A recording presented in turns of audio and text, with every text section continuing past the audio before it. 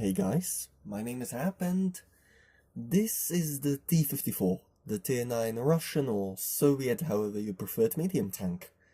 And you have to say it definitely looks the part too. I mean, if you exclude my camouflage choice, this is one hot raving tank ready to do some action. But looks can deceive too. Well, not with this tank. Not only it looks great, it actually plays great.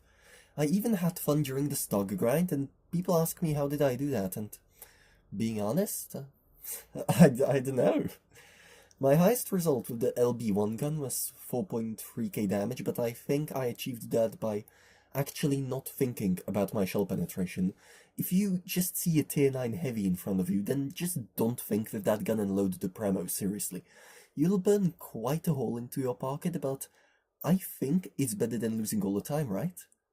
One thing I'll also say before we start is that it doesn't really matter what gun you go for.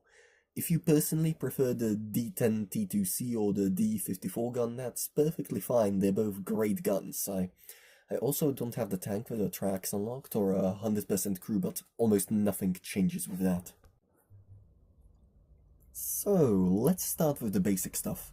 I guess the best point to start with could be the armor, since you're looking at it right now. And it's a Stronk tank. 120mm of frontal armor at this tier might not sound exactly appealing, but hear me out. The armor is heavily sloped, that gives it about 220mm of effective armor. That's just ridiculous. Lower Glacis has just about the same amount of strength too, so if you're a tier 8 medium, chances are that you have to load Premo. Don't feel bad about it though, since if you tried your chances against the turret, you'd just fall flat. The turret is even better. It can bounce just about everything there is in the game. The only way you could penetrate it is if you had good aim or if you were above the thing. But all of that comes to a cost. But I actually don't think of this next part as weakness, in fact. I consider it quite good for the bundle of fun that you get. The gun is still usable on stock. The LB1 is pretty accurate and the accuracy isn't bad, really. The 175mm of penetration is where you fall flat, and that's why I used a lot of APCR too. But the two top guns are a totally different story. The D-54 gun that leads to the T-62A has about 219mm of AP penetration and 270 on its heat. Not bad, but it could be far better. You get 310 alpha with it, unlike the 280 that was the norm until now, or the 350 of other 105mm guns in the same tier. But in exchange for the gun stats, you lose quite a lot in dispersion and general accuracy. You also lose a bit of DPM compared to the second gun, the D10 T2C that leads to the Object 140. That one can fire when squeezed to the max in about 6.3 seconds. It's pretty good. It's also far more accurate, and thus it tends to connect its shots more frequently. But you lose quite a bit of penetration, it goes down to 201. The Premo pen stays the same, don't worry. I'm pretty sure I think you people can see quite an issue here. Do I go for the higher pen gun or the more accurate gun? And I'll say here, try both. If you prefer the D10T2C, then use that. Or if you like brawling a lot, then use the D-54 by any means. That's how I play the tank, close and personal. It's an amazing brawling tank and it excels in close range combat where the time is limited for the enemy to act against you. And that actually brings me to the mobility. I gotta say, it's quite good.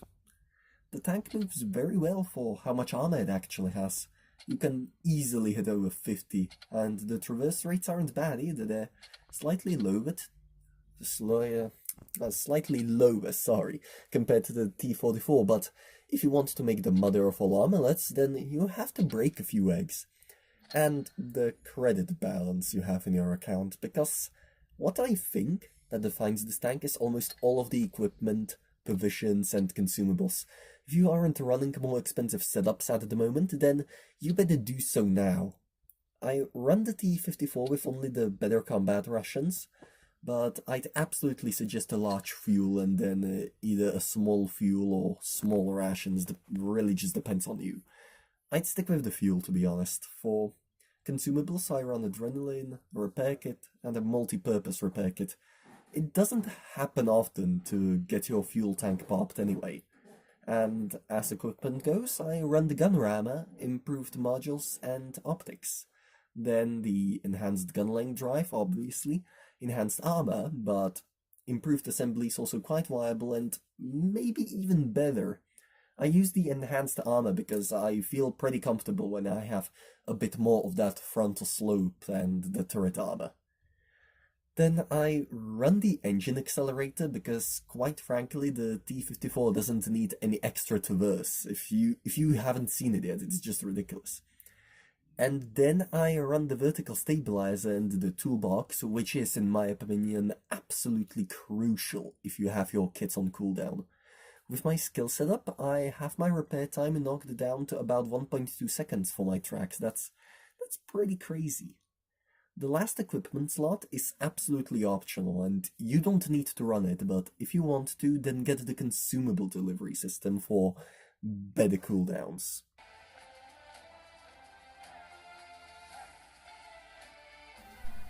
Right, this is Rockfield. If I sound a little bit weird, it's because I'm using the editor inbuilt record voice option, and it's because I'm completely improvising. Anyways, I'm pretty sure this replay can show you just how much the T-54 can do if you put it into a powerful position.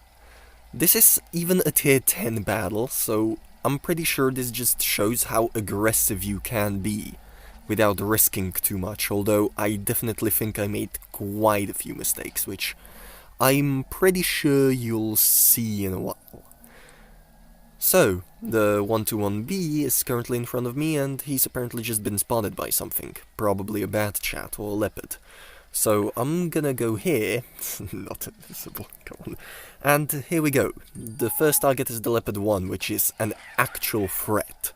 So that's basically the first thing I want to get rid of, but in case you haven't noticed, my angling is just definitely off, and I'm not in a correct position, so that's why he hits probably my turret and damages my driver, so I have to immediately burn a repair kit. And then he tries again, but as I've mentioned already, the turret is extremely bouncy. You might see a pretty big issue with gun depression here as well, but well, it's Russian. I don't think I need to explain that. Soon enough we got the waffle here, and I'm pretty sure even that one gets a shot into me, yep. And that's when I decided, right, I should be a bit more passive. And that's why I immediately poke out to try and hit the leopard, but then the gun depression kicks in. And so far the fight is pretty even. If you look at the minimap, you can see the heavies and the other parts of the team trying to currently fight the actual threat, while I'm here just picking away at this leopard. And well, the enemy 100 is already down, and the AMX-50B, for the player that he is, actually does a great job in this game. I'm pretty sure he gets an ace tanker at the end. But hey, here's a bigger threat, the Death Star. I fluff this shot completely, and then I think I also fluff another shot. Yup, but it's always nice to see you blocking a Death Star in something. And we also give him a nice tap. And well, since the Death Star is pretty much an actual threat on the battlefield, we immediately got rid of most of its hit points. So now all that is left is to just defeat the rest of the team that is here, and we're pretty much done. Now, I'm not sure what the Leopard here is thinking. If you're against the T-54 in this kind of position, then by all means, you should just move and find a better position to fight it against, because if you keep shooting like this, you'll keep failing. Which is pretty impressive, considering I'm pretty sure he also does it one more time, yeah. God damn it. Now, you can probably see that the tables have turned around, but we're about to lose our first tank, and I'm pretty sure we lose another one in the rest of the battle, but all that's left now is fighting the rest of the team. The Yak Tiger is definitely our main target, since he has so much health, and Quite frankly, the enemy AMX-50B is nowhere to be seen. But, oh. I just stopped and accidentally let the 1-2-1 bump into me. But hey, now this is over, I can show you the Russian accuracy.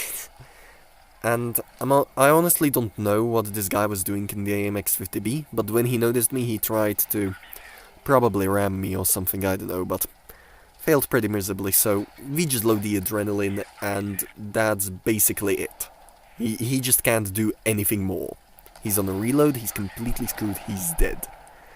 And that's the end of the battle, actually. I'm pretty sure that's a pretty admirable result. It's well over 4,000 damage, I'm pretty sure, yeah, 4,297. And we also earn a bit of money, but that was probably because I was running premium and not actually firing any pramo. And as you can see here, the AMX-50B aced the tank as well, so yeah, that's pretty nice. But other than that, there was nothing really interesting about the battle, and I think I'll see you on the next one right away. Alright, welcome to Port Bay. Are you ready? I sure am, let's roll. This is just a normal tier 9 battle against some tier 8 tanks that are probably going to be far less fortunate than us. The CDC that we have suggests going left, which definitely makes sense considering our team composition, so I guess I'll follow him and we'll see how it goes from there. And I should probably talk about how you should probably play the tank. As you might have noticed, I'm playing it very aggressively, and although that might not be successful every single time, it's definitely a very viable way to play the thing. To compensate for its lack of penetration, you just get in front or at the side of something. You just flank everything, spot everything, move around, swerve, and that's just how I like this medium tank. I especially loved that with the T-54, which in my opinion feels a bit more flexible with that 7 degrees of gun depression, while this thing only has 5. I'm not exactly a sucker for gun depression and those various hidden stats, but they definitely make the tank feel a lot better, a lot more smooth, not something extremely rigid like the IS-5 is for me. But I digress, here is another part. I'm gonna stay in this area of the map for just about the rest of the game. The CDC died relatively quickly, but I am going to try and eliminate the T-54-100, which I sadly fail at, but he's a pretty good player, so I'll give him that. And he knows when to back away from something as strong as a T-54 is. So he just gets one extra APCR shot in me and he immediately goes into hiding. I'm pretty sure he knows that I don't have enough gun depression to actually, you know, get those nice shots in, so I'm gonna start focusing on other tanks, like that T-34, where aside from the IS-3 shot that I do, I also make a horrible mistake later. And I'm pretty sure it's pretty obvious, but by any means, do not come out in front of a tank like this. All that you give them is your side armor with the side wheels, which are extremely vulnerable. I mean, the tank is still kind of able to side scrape, being honest, but if you want to side scrape, why don't you play a heavy tank instead? That's kind of the rule I'm going with here. I also tried to get a few more shots on the T-44-100, but, well, I'm pretty sure you know how that went. The T-54 lightweight takes care of him. And, being honest, aside from that and the Tiger 2, I don't deal that much more damage, but I'm pretty sure you can see how I consider this a textbook T-54 playstyle. You just go out, belt someone to death, and then you get away with it most of the time. I mean, is there really anything else to talk about in this part? Not really. Except maybe the Tiger 2. He knows he's being shot at, yet he's doing nothing. He isn't backing up or anything. He just lets himself get shot, even though I'm spotted. He just does nothing. And you can probably see the pretty bad dispersion rating on the high penetration gun, the T-54. But that's literally not an issue in my opinion. Because when you're this close to an enemy tank, it's very unlikely that you're actually going to miss. Which is exactly what this next shot will disprove. I mean, if you're on the move, you definitely want to do as well as when you're stationary, but being honest, flexing with medium tanks is what makes them this good. And that is about it for this battle. I didn't do much else, but I'd say it was a pretty nice result. Second class, and I'm pretty sure a high caliber, I think. Let's see the results. Yeah, a high caliber, even a scout medal, almost 4,000 damage, and yeah, I think this one was a pretty good result. The enemy T-34 sure did a good job, and so did the T-44-100 in trying to actually dispatch me.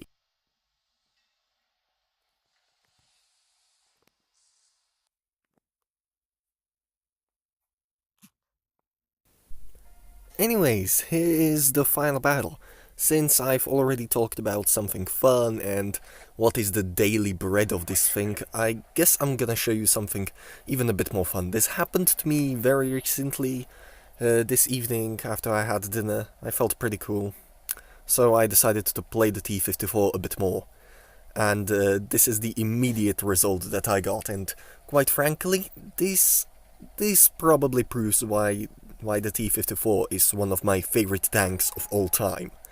I mean, there's still tanks that definitely beat this, but when you just look at it, this replay just shows how much you can do with this thing. I mean, this T-49 was just like completely suicidal, just doing a banzai attack, and that's it.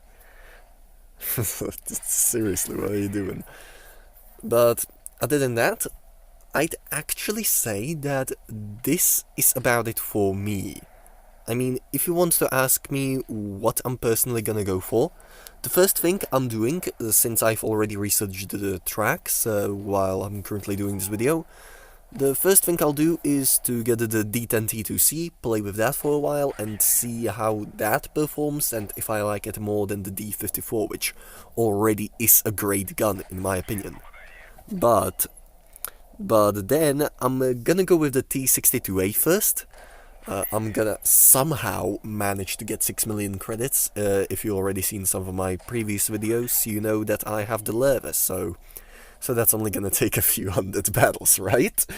But other than that, this is definitely a keeper in my garage. Is it a good tank? Obviously it is. Is it worth to keep? Definitely. I mean, you've probably seen Bushka's video on why he likes it so much. And even though it's fallen from the great age it once was in, it's still such a fun tank to play, and I think I'm gonna always keep it as a reminder to think about that there's not only bad days in Blitz, which, quite frankly, since 5.5 that happens a lot, but I digress. Here's some of the less fun parts of the replay where I just chase down the T69. But if you liked this video in any sort of way, be sure to like, comment, or subscribe. Tell me what I should do next in case you noticed my garage. And if you want to support the channel in any way, I actually only accept PayPal donations. While that may sound a little weird, I don't have the time for Patreon due to my studies, and I also don't have time for live streams where people would probably be able to donate to me. But if you want me to play a specific tank and you want to give me money for it, you just send the money to my PayPal. I'm pretty sure it's in my channel description, and then you tell me, hey, do this or do that, and I'll definitely try that out and hopefully try and make a video onto it. I'll definitely let you know first, though. And I'd say this is about the end for this. I mean, all I do now is chase this T-54 who makes a few mistakes, but he's a very good player, so I gave him a worthy opponent. He was definitely a great player and actually made me feel a little nervous during the game. But I would say that is kinda it for me. My name is Hap. If you liked the video somehow, feel free to like, comment and subscribe, and I'll see you all later. I'm pretty sure since I've already did the T-54 now, I think you'll know what is coming up next. I'm really hoping it's going to be the T-44, which I absolutely love, and I'm going to get the season camouflage for it soon. Anyways, that is really it, and see ya. I also forgot you might have seen that picture that I used when I was in the garage overview. That is the current Discord icon of my White Hearts Battalion server, the clan that I currently lead. In case you ever want to join, you can look at the clan description and see what the recruitment info says. And really, that's it for me. See ya guys.